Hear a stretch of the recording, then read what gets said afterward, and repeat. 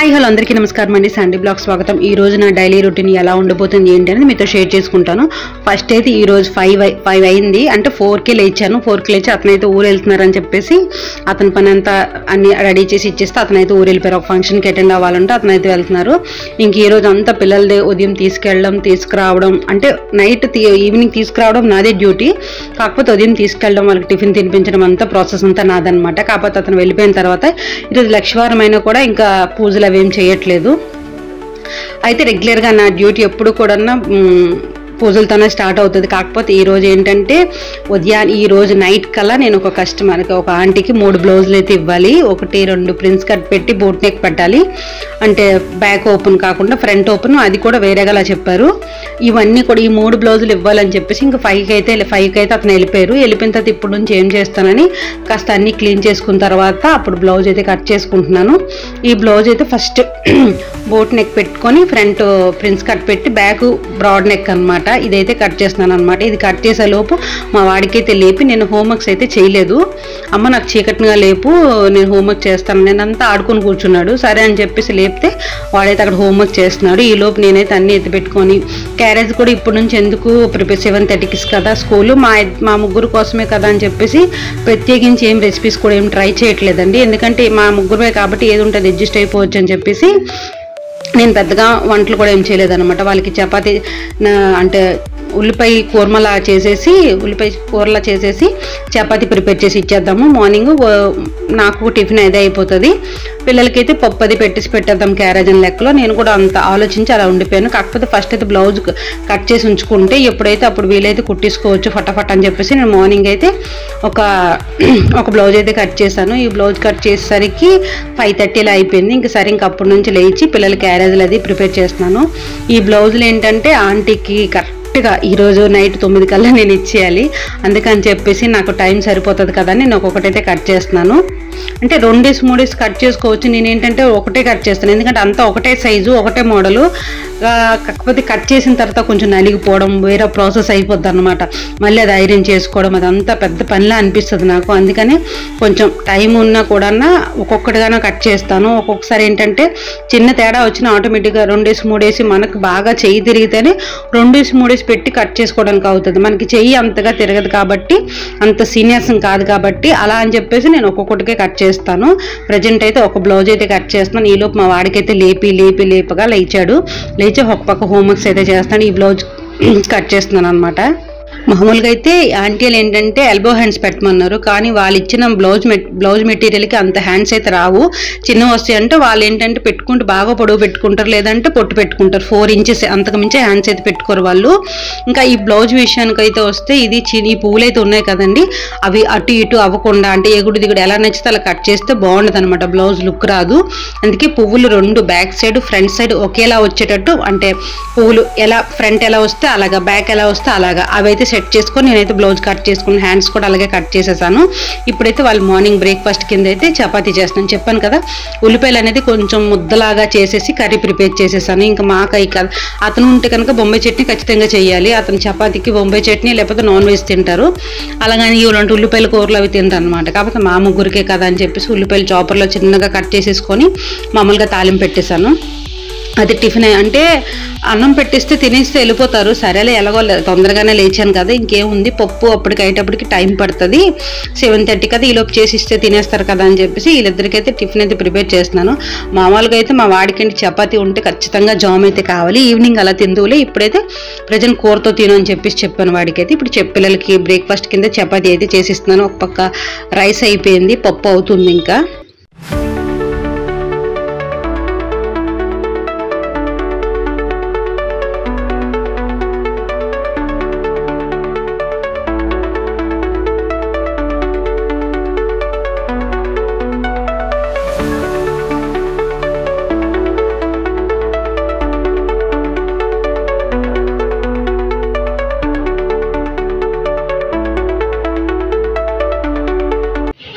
ఇవ్వండి చూసారు కదా, ఇలా దగ్గరగా ముద్దలా కూర అయితే ప్రిపేర్ చేసుకున్నాను అనమాట. ఇద్దరికి అంటే వాళ్ళ డాడీ ఉంటే తినిపిస్తారు, ఇంకా వాళ్ళ డాడీ లేరు కాబట్టి వాళ్ళకి తినేమంటే తినేస్తున్నారు అనమాట. ఇంకా వాళ్ళు తినేసే లోపు నేను జడలో వేసేయడం, వాడికి స్నానం అన్నీ అయిపోయి ఈ లోపు అయిపోయిన తర్వాత పిల్లలకి క్యారేజ్ అయితే ప్రిపేర్ చేసేస్తున్నాను. పప్పు ఏంటి సంజయ్ ఎంత పలుచగా ఉందంటే వాళ్ళు తినేటప్పటికి మరీ గడ్డ కట్టేసి ముద్దలా అయిపోద్దని కొంచెం పప్పు అనేది పలుచగా పెడతాను. ఇంకా వీళ్ళిద్దరికైతే స్కూల్కి అయితే నేను డ్రాప్ చేస్తున్నాను.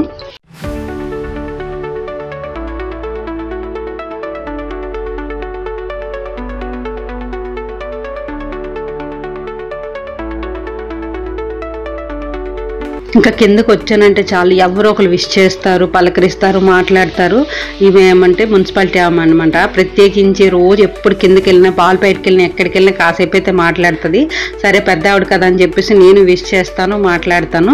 ఇంకా ఆమె కూడా చాలాసేపు మాట్లాడారు. కాకపోతే నాకు షాప్ టైం పిల్లలకి స్కూల్ టైం అయిపోతుంది మా అమ్మ అంటే ఇంకా మాటలు పక్కన పెట్టేశారనమాట. ఇంకా నా బండి విషయానికి వస్తే ఏంటి అంత గట్టిగా కష్టంగా తీస్తున్నావు అంటే నాది బ్యాక్ వీల్ చాలా టైట్గా ఉంటుంది అనమాట.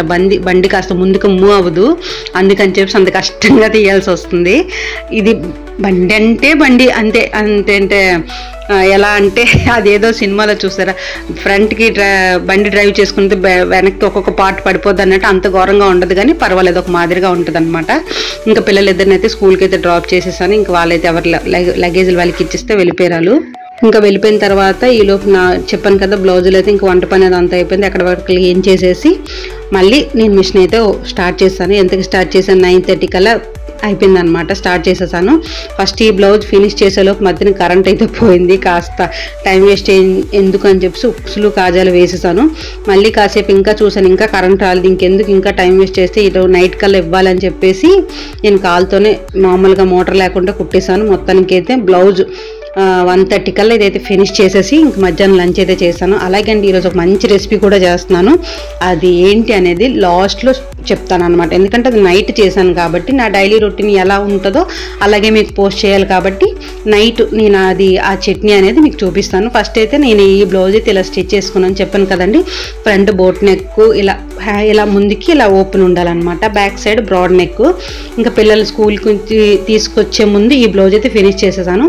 మధ్యాహ్నం బోన్ చేసిన తర్వాత మళ్ళీ కూర్చున్నాను. మళ్ళీ కూర్చునేసరికి ఈ బ్లౌజ్ ఫినిష్ చేశాను. ఈ బ్లౌజ్ మోడల్కి వస్తే ఏంటంటే బోట్ నెక్ పెట్టి ఫ్రంట్ ఓపెన్ పెట్టి ఎల్బో హ్యాండ్స్ పెట్టమన్నారు అనమాట. బ్యాక్ సైడ్ బ్రాడ్ నెక్ వస్తుంది, అలా కుట్టమన్నారు. నేను పిల్లలు స్కూల్ నుంచి తీసుకొచ్చేలోపు ఇది కూడా ఫినిష్ చేసేసాను. అంటే నేను ఒకసారి ఒకటి అనుకుంటే ఈరోజు ఇన్ని కుట్టగలను, ఇంత ఖచ్చితంగా చెయ్యాలి అంటే చేస్తాను. లేదు అంటే ఒక్కోసారి ఇంకా అమ్మతోని చెల్లితోని మాట్లాడి ఒక్కోసారి బద్ధకం వచ్చేస్తుంది. అంటే వాళ్ళతో మాట్లాడడం వల్ల అని కాదు, ఆటోమేటిక్గా బద్ధకం అనేది వచ్చేస్తుంది అనమాట. ఈలోపు మిషన్ చిన్న రిపేర్ ఏది వచ్చినా తాడుతూ ఆరం తెగిపోయినా ఏదైనా ఇంక విసుగొచ్చేస్తుంది, నేను మరి ఆపేస్తాను. కానీ ఖచ్చితంగా ఈరోజు ఎలాగైనా నైట్ కల్లా ఇచ్చేయాలని చెప్పేసి మొత్తానికైతే బ్లౌజ్ స్టిచ్ చేశాను. పిల్లల్ని ఈవినింగ్ స్కూల్ నుంచి తీసుకొచ్చిన తర్వాత చెప్పాను కదా మా వాడికి చపాతీ జామ్ అంటే చాలా పిచ్చని. అయితే ముద్ద ఉదయమే ఉంచాను అనమాట. అమ్మ చపాతీ జామ్ చేసి ఇస్తాను అన్నావు కదా, వాడికైతే చపాతీ జామ్ చేసి ఇచ్చాను. అది చల్లగా అయితే వాడికైతే సపరేట్ రాసి అయితే ఇవ్వాలి. జామ్ అయితే ఖచ్చితంగా ఉండాలి ఇంట్లో, అంత పిచ్చాడికి జామ్ చపాతీ. అంటే పాపకైతే పంచదార చపాతీ చేసి ఇచ్చాను, కానీ వాళ్ళిద్దరు అయితే తినేస్తున్నారు. ఇంకా వాళ్ళిద్దరు తినేసిన తర్వాత మరొక బ్లౌజ్ అయితే నేను కట్ చేసుకున్నాను. ఆ బ్లౌజ్ కుట్టే ముందే రెండు కరెంట్ పోయినప్పుడు 2 కట్ చేసేసాను. ఇంకా కరెంట్ పోయింది కదా టైం వేస్ట్ ఎందుకని అప్పుడు 2 బ్లౌజులు కట్ చేసేసాను. కట్ చేసి పక్కన ఉంచుకున్నాను. ఇంకా పిల్లల్ని స్కూల్ నుంచి తీసుకొచ్చిన తర్వాత ఈ బ్లౌజ్ అయితే స్టిచ్చింగ్ అయితే స్టార్ట్ చేశానండి. ఇది పెద్దగా మోడల్ ఏం కాదు, ఎప్పుడు ఎలా కుడతామో అలాగే అనమాట. మొత్తానికి అయితే 3 బ్లౌజులు కంప్లీట్ చేసేసానండి. కంప్లీట్ చేసేసి ఇమ్మింగ్ కూడా చేస్తాను. ఈ 3 అయినప్పటికీ నాకు ఎలా చూసుకున్నా 8 ఇలా అయింది. మధ్యలో చిన్న చిన్న పనులు కాటికి లెగుస్తుంటాం, అది కామనే కాబట్టి. నైట్ డిన్నర్లోకి అయితే దోశ వేసాను అనమాట. దోశలోకి చాలా బెస్ట్ చట్నీ అని చెప్పాలి, సూపర్గా ఉంటుంది, ఫాస్ట్గా కూడా అయిపోతుంది. మనకి ఎటువంటి టైం లేనప్పుడు ఇటువంటి చట్నీ చేసుకుంటే పర్ఫెక్ట్గా కారంగా స్పైసీగా చాలా బాగుంటుంది. ఇది ఎలా చేయాలి ఏంటో సింపుల్గా చెప్పేస్తానండి, పెద్దగా ప్రాసెస్ ఏం కాదు.